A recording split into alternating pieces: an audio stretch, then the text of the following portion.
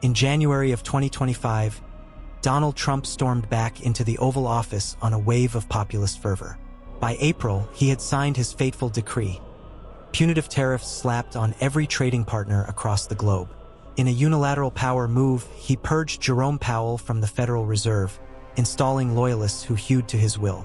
Stocks and bonds cratered within hours. The dollar, once king of currencies, was cast aside, deemed toxic by international markets.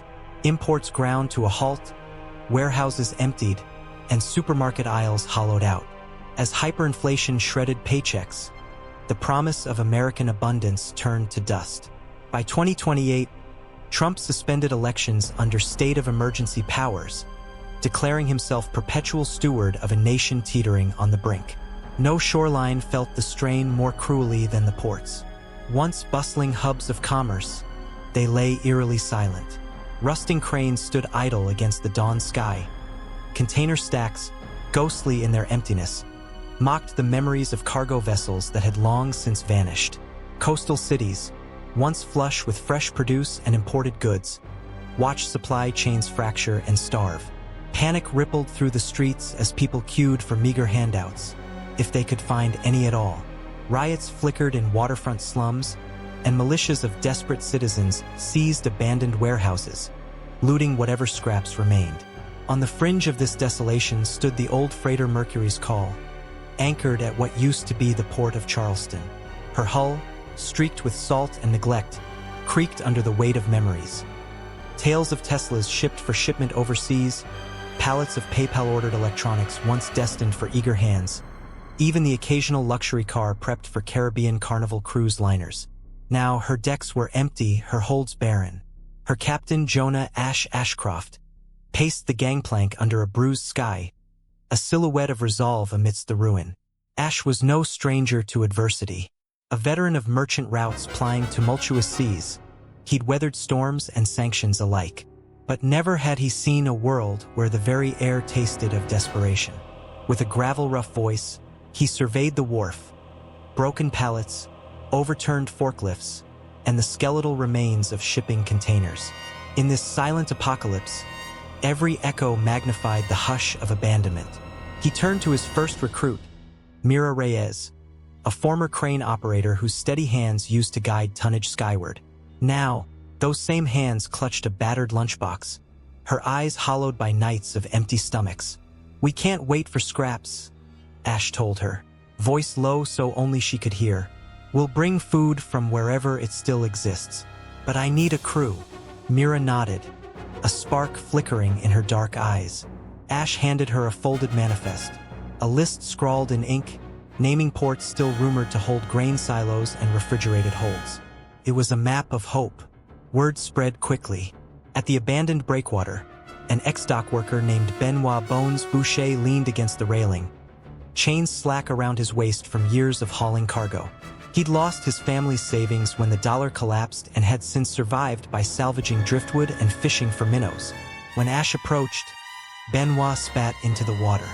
"You think you can outrun famine?" he rasped. But in Ash's steady gaze, he saw resolve.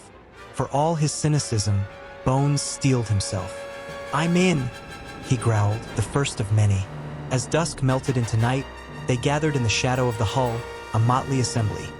A former Tesla engineer turned mechanic, Elena Voigt, who still dreamed of reviving electric transport. Rashid Al-Khan, a PayPal data analyst forced into the black market when digital currencies collapsed. And Tanya Mercer, an ex-stewardess from the Caribbean Carnival, her uniform long sold for flour. Each carried their own scars, each a living testament to the nation's fall. Yet in their shared desperation, they found unity. Ash unfurled the manifest on a makeshift table, an overturned crate, and traced the lines with a finger tremulous from cold and hunger. "Our route takes us first to Mobile, Alabama," he said, his voice carrying over the hushed assembly. "Then New Orleans. Rumors say the silos there still hold rice and beans.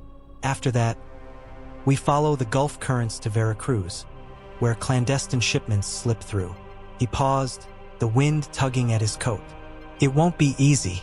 Gunboats patrol the Gulf, and rogue factions prey on the weak. But if we succeed, we bring life back to Charleston. To America. No one spoke for a long moment.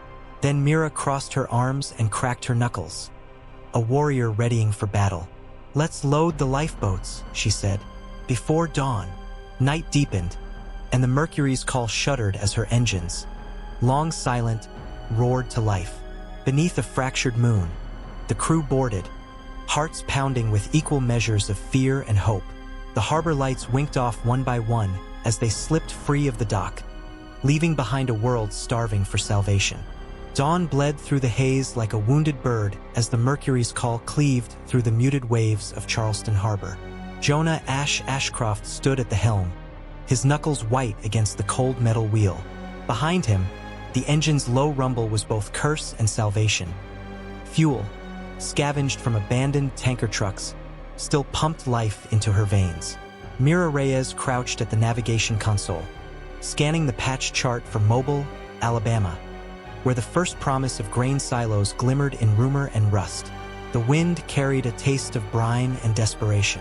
In the distance, the skeletal remains of a once proud luxury liner, one of the Caribbean Carnival cruise ships that had once ferried sunburnt tourists to turquoise waters, lay half-submerged, beached when fuel ran out and captains fled. Ash remembered seeing those glossy decks in brochures back when Elon Musk's SpaceX rockets were still the talk of the town, and PayPal's digital transfers felt like magic. Now, those symbols of prosperity drifted like ghosts. Below deck, Elena Voigt checked the jury-rigged refrigeration unit she'd cobbled together from salvaged Tesla battery modules. "We'll only get one run," she called up through the grating hatch. "Once those cells drain, we lose cold storage." Ash nodded, his breath misting in the stale air. He thought of Elon Musk's taunts on social media, how the billionaire had dared to declare that no crisis was too great for human ingenuity. Yet here, on this rust-stained freighter, ingenuity was a luxury as scarce as diesel. Bones paced the deck, chains clinking around his boots. Every few steps, he raised binoculars, scanning for patrol boats or worse, pirate skiffs that prowled the Gulf like hungry sharks. "No sign of life," he muttered, voice rough as gravel. "Just endless water and sky." But life persisted, even if it huddled in shadows. Rashid Al-Khan sat cross-legged on an oil drum, fingers flying over a handheld device powered by a jury-rigged USB cable. He was hacking into the remnants of the PayPal network, tracing radio beacons to scavenger outposts. "I've pinpointed a waypoint halfway to Mobile," Rashid reported. "They claim there's a hidden dock under an old grain elevator. Might be our chance to resupply closer than the main port, if it's not a trap." Tanya Mercer, her eyes sharp despite nights without proper rest, loaded makeshift life jackets into a locker. "No traps yet," she said, "but desperation breeds luckless souls." She'd once served champagne to sun-kissed travelers sipping cocktails above the Caribbean's sparkling seas. Now she managed rations, 2 biscuits per person, half a flask of water. Each ration felt like a funeral for normalcy. Ash exhaled, the weight of command settling on his shoulders. "We stick to the edge," he said. "Approach low, avoid radar." Mira set course for the waypoint. Bones, take point on watch. Elena, keep that fridge humming, but on standby. Rashid, keep eyes on the net. Tanya, ration control. His team moved with the solemn precision of a war-ravaged platoon. The sea might have been vast, but their world was small, confined to the steel decks and the scant horizon. By mid-morning, the Mercury's call glided into a narrow cove concealed by mangroves. The waypoint materialized, a rusted crane looming over a derelict grain silo, paint peeled to bare metal. No lights, no movement, just stillness. Ash's heart pounded. "Quietly," he whispered. They lowered a small skiff, and Mira, Bones, and Rashid slipped ashore, boots sinking into mud that reeked of decay. Inside the silo's cavernous hold, moonlight filtered through shattered windows. Crates stamped Caribbean Carnival Fresh Produce lay rotting at the floor. Yet beyond them, a stack of metal bins gleamed under tarp. Rice bags woven with logos that had once seemed eternal. Mira exhaled. This is it. With careful hands, they heaved open a bin, revealing sacks dusted in flour-white residue. "Rice, beans, maize," Bones confirmed. voice thick with disbelief. Then movement. A figure stepped from the shadows, shotgun raised. He wore a tattered uniform once emblazoned with the FedEx logo, now a ragged memory of global commerce. "Who the hell are you?" he snarled. They froze. Ash tightened his grip on the radio. Seconds stretched like lifetimes. Mira stepped forward, arms raised in peace. "We're not here to steal," she said, voice steady. "Port of Charleston is starving. We only want enough to bring back for our people." The FedEx veteran laughed. A dry, hollow twist. "My people?" he spat. "Everyone's on their own now. No more charity. No more banks to beg from. You got guns or credits?" Rashid's device buzzed softly, signals of potential backup inbound, but too late. Ash met the man's gaze. "We have this." He patted the manifest. "Signed by the old governor's office. Grants safe passage for humanitarian cargo. You can check with the server, still online under PayPal's archives." He keyed the radio, sending a data packet. Moments later, the shotgun lowered as the man's compad beeped. "Fine," the veteran grunted. "Take your share, but you move fast. I'm not babysitting." They worked in silence, loading rice and beans into burlap sacks. The tang of fear and relief mingled in the stale air. Back on board, Ash watched as Mira and Bones hauled the last sack into the skiff. Elena had set up battery-powered cooling packs. The cargo, once aflame in his nightmares, now lay secured in the hold. As the Mercury's call pulled away from the mangrove-lined shore, the Gulf's deep blue stretched before them, inviting, indifferent. That night, under a canopy of stars unblemished by city lights, the crew gathered to share the first real meal they'd tasted in weeks. The rice, boiled with salted water and spiced with scavenged seasoning, nourished them beyond hunger. Tanya raised a chipped mug of water. "To life," she said. "To hope." They echoed her. "To hope." In his cabin, Ash penned coordinates for New Orleans, where whispers said warehouse domes still held crates stamped Tesla energy modules and PayPal financial tools. Elon Musk's gambit to deploy solar microgrids had left some stores intact, if only behind locked doors and landmines of militia patrols. If they could secure those modules, they might power Charleston's last hospital wing, or at least keep the refrigeration running longer. A sudden tremor shook the hull. The Mercury's call listed starboard as if struck. Alarms droned. Ash sprinted onto the deck. A phosphorescent bloom ahead. A naval blockade raft built from oil drums and steel plating, mounted with machine guns salvaged from a museum. Every port was being sealed tighter than a fortress. "Brace yourselves," Bones hollered, ducking as tracer fire sizzled overhead. Mira spun the wheel, trying to angle the ship away, but the water boiled with floating debris. Elena's voice crackled over the intercom. "Engines overheating. Hold for coolant cycle." Rashid returned fire with a strobe flare, blinding the gunner and buying them moments. Ash roared into the radio. "Reverse thrust. Full at 5. Waves churned beneath them as the Mercury's call groaned against her own weight. Suddenly, ropes snapped as the tug cables parted. In the burst of spray, they cleared the blockade, slamming into open water with a shudder that rattled every beam. Silence fell, broken only by the hiss of steam vents and the labored breath of the crew. Ash looked at them, soot-streaked faces illuminated by red warning lights. "We live to fight another day," he rasped. No cheers followed, only weary nods. They were alive, but the cost had been steep. 3 injured, 1 rail breached, and precious coolant lost. Mira applied makeshift bandages. "Could have been worse," she said, voice shaking. "We still have enough to reach New Orleans." Ash forced a smile. "Next port," he affirmed. "If we can secure those energy packs, we'll have a fighting chance." As the first pale finger of dawn crept over the horizon, the crew stood at the rail, watching water churn into pink and gold. Each man and woman bore shadows under their eyes, but beneath those shadows glimmered something fiercer than fear: resolve.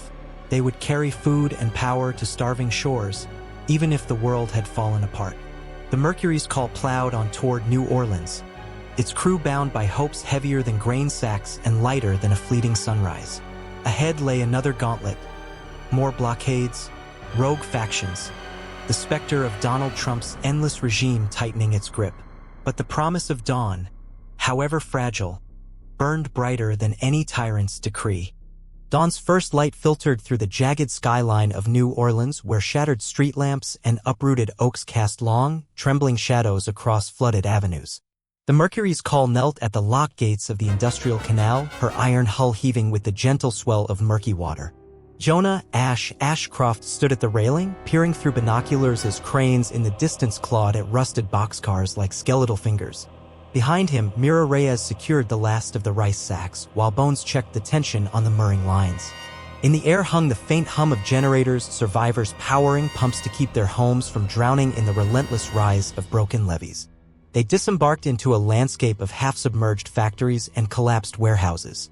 Where once Toyota Priuses and Tesla Model S sedans were assembled for export, now only twisted rebar and pools of brackish water remained.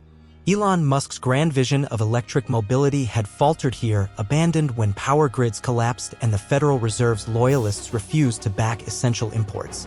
Yet somewhere in this labyrinth lay the prize, crates labeled Tesla Powerwall modules and PayPal financial tools, components of the microgrid initiative that Elon had launched to democratize energy storage. If they could secure those modules, they might light Charleston again. Ash led the way down a half-flooded dock, boots squelching in sludge.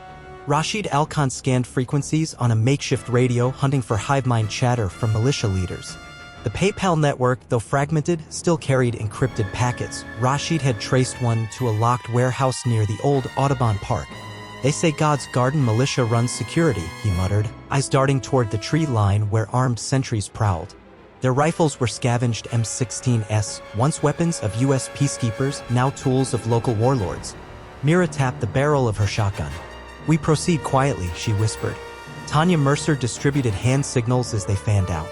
Elena Voigt crouched behind a rusted container, her wiry frame hidden beneath a drip camouflage poncho. "I'll handle the crates once we're in," she promised, fingers already itching to splice wires and reroute solar inverters. They slipped past patrols by hugging the shadows of broken loading docks.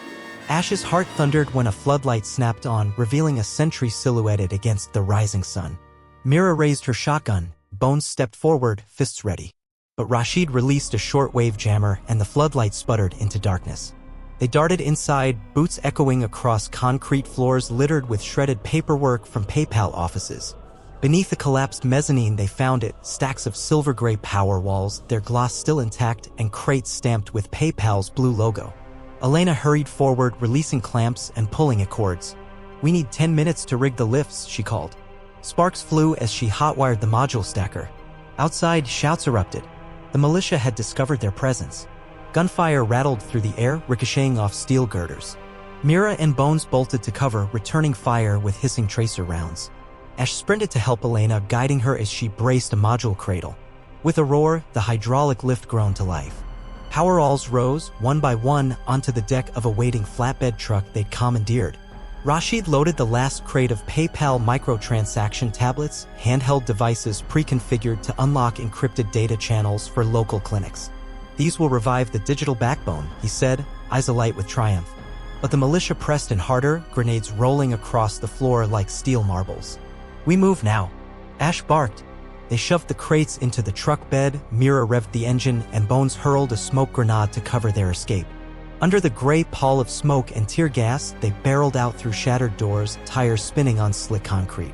Bullets pinged off the truck's side as Tanya leaned out, returning fire with a stolen Mach 10.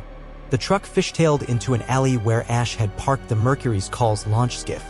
They leapt aboard, Elena dragging the last power wall crate over the gunnel. Ash shoved off just as militia jeeps burst from cover, their headlights carving white beams through the haze. A final salvo cracked overhead, tracer rounds arching like falling stars before the skiff's outboard whined to life. They cast off into the canal, the truck sliding onto its side as flames blossomed under its chassis. In the cramped cabin of the Mercury's Call, Ash and Elena worked side by side, securing the power walls in the bow storage. Wires snaked through bulkheads as Elena tapped into emergency lines to keep them chilled. Even salvaged batteries needed heat control in the swamp's humidity. Rashid uploaded the PayPal tools to their ship's comm array, broadcasting low-power beacons that might rally other aid vessels hidden beneath radio silence until now. Above deck, Mira kept watch, eyes sharp as an osprey's. Bones stood beside her, arms folded, face set in grim determination. Tanya measured rations. The rice sacks they'd loaded in mobile were stashed below, their weight balanced against the new cargo. "We can't top up fuel here," she reminded them. "Next stop is Veracruz if we make it." Ash nodded, fingers brushing the captain's wheel as he charted a course toward the Gulf's open throat. Night fell like a velvet shroud. The Mercury's call slid past oil rigs blackened by rust and neglect, their skeletal platforms towering against the phosphorescent sea. Stars glittered overhead, indifferent to human strife. Somewhere out there, cruise liners of the old Caribbean Carnival fleet drifted aimless, stripped of passengers and purpose. Rumor had it that one such vessel, once a floating palace of sun-drenched revelry, now housed a ragtag commune of former hospitality workers eking out an existence amid rusted decks and festering bilges. Ash rose to the foredeck, the gentle slap of water on steel a lullaby for those who dared to dream. The modules warmed in their crates, humming with potential energy as the PayPal devices pulsed with data that could reconnect orphaned networks. He thought of Donald Trump's decree, the tariffs that had torn open the world's veins, and of Elon Musk, who had pledged to toe the line between utopia and pragmatism. In this moment, vision and desperation intertwined. They carried the power to light hospitals and restore commerce, a fragile promise against the tide of autocracy. Below, the crew gathered for a brief meal. Watered-down stew simmered with rice, flavored by crushed peppercorns scrounged from a New Orleans spice stash. As they ate, Rashid plotted the transmission of a single broadcast, coordinates to safe harbors encrypted under PayPal's digital keys, inviting other vessels to join the flow of humanitarian relief. "This is bigger than us," he said. "It's a network of hope." Mira toasted with a battered tin cup to networks, to food, to power, to life. Their celebration was interrupted by the distant roar of engines. Through the night's hush came the deep baritone of a naval destroyer, an unmarked vessel dispatched by Trump's new loyalist armada to choke off any unauthorized aid. Spotlights swept the waves, hunting for intruders. Ash's jaw clenched. "They know we're here. We must act fast." He looked to Elena, who nodded grimly. She retreated below to prepare the emergency jettison system for surplus cargo. Any extra weight could mean the difference between escape and capture. Mira readied the deck guns salvaged from the cargo hold, mounting them on improvised swivels. Bones checked ammo belts, and Tanya loaded signal flares for a potential distress and diversion. Ash exhaled, voice steady. "We head south. At dawn we'll slip past the blockade by hugging the Cuban current, then make for Veracruz." Each word was a vow to outrun tyranny, to carry sustenance and power to starving shores, to defy hyperinflation and autocracy alike. The night closed around them as the destroyer's searchlights bored into the dark. But the Mercury's call kept her silent engines humming. Beneath the fractured sky, with Tesla modules humming and PayPal data shimmering, they plunged into the abyss of the Gulf, bearing in their hold the fragile ember of a nation's hope. Silver moonlight fractured on restless waves as the Mercury's call cleaved toward Veracruz, her hull slipping beneath the Cuban current like a phantom ship. Captain Jonah Ashcroft stood at the bow rail, the faint hum of Tesla power wall modules thrumming through the deck beneath his boots. PayPal encrypted beacons pulsed softly from the comm array, a digital heartbeat calling out to any other aid vessels brave enough to answer. Behind him, Mira Reyes scanned the horizon for searchlights, remnants of Donald Trump's loyalist armada, scouring the Gulf for unauthorized relief ships. Every shadow felt alive with threat, every ripple a warning. Below deck, Elena Voigt crouched amid stacked crates of rice, beans, maize, and salvaged grain sacks from the Caribbean Carnival's last floating markets. She checked coolant circuits feeding the refrigeration array, cobbled Tesla battery cells wired into marine chillers as Tanya Mercer rationed medical supplies and canned goods. The air tasted of oil and salt, warmed by the cargo's latent life. "We can't afford failures now," Elena muttered, tightening a loose connector. "Keep those modules humming, or we lose half our cargo." Meanwhile, Rashid Al-Khan monitored intercepted chatter through a jury-rigged PayPal uplink. Rumors spoke of an underground network of Cuban-built offshore silos, once part of Elon Musk's solar microgrid demonstration projects, now repurposed as clandestine storage by coastal resistance cells. If they could link in, they might download navigational overlays to bypass nationalist patrols. Fingers dancing over his device, Rashid smiled at the encrypted map that glowed on his small display. "Coordinates locked," he announced. We approach the breakwater at first light. Minimal clearance, high risk. Ash nodded, breath visible in the chill night air. Then we run silent until we see our marker. He gazed east where the faint silhouette of Veracruz's oil rigs and freight cranes rose like sentinels against a bruised dawn.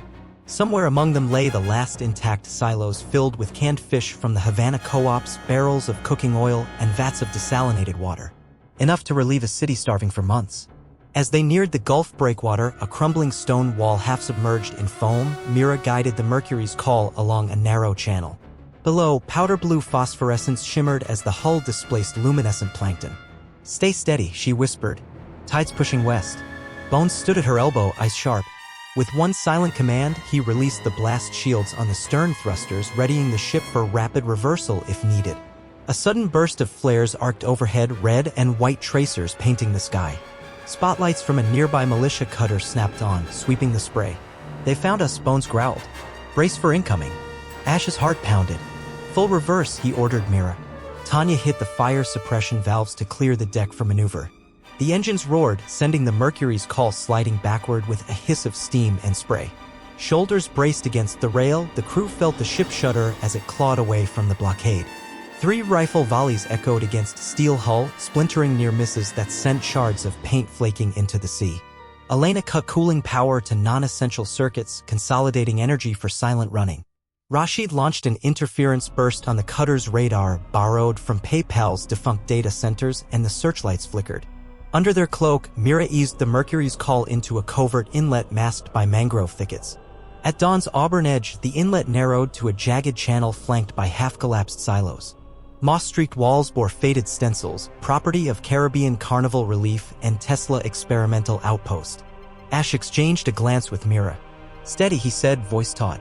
The charts warned of submerged wreckage, remnants of oil barges scuttled in panic, but Rashid's updated overlays lit a narrow passage.